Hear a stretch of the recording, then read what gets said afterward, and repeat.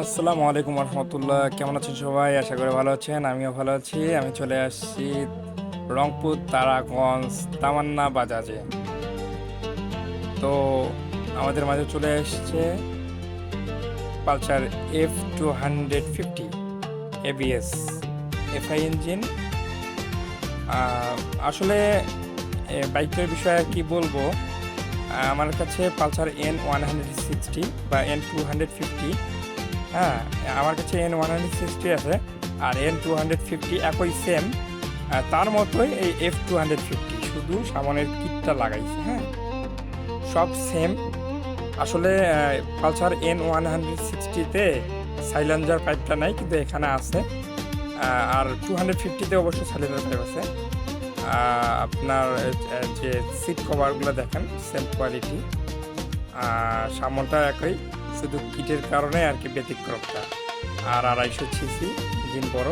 এই যে সামনে চার্জিংয়ের পোর্ট দেখতে পাচ্ছেন, এটা, হ্যাঁ, এটা N160 দেওয়া আছে, সেম কোয়ালিটি।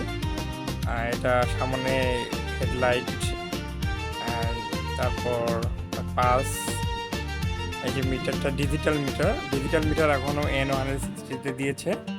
আবার সামনে গ্লাস দিকটা মোটামুটি ভালো।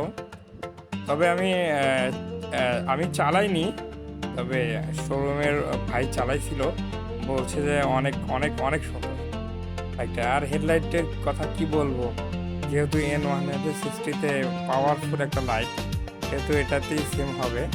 তবে আমি আপনাদেরকে দেখাচ্ছি N160টা সেম কোয়ালিটিরই কিন্তু, হ্যাঁ, একটু ওয়েট করে, দেখেন সেম কোয়ালিটি, মানে শুধু সামনের কিটটার কারণেই কিন্তু আর কি একটু ব্যতিক্রম, আর ইঞ্জিনটার কারণে, বুঝছেন।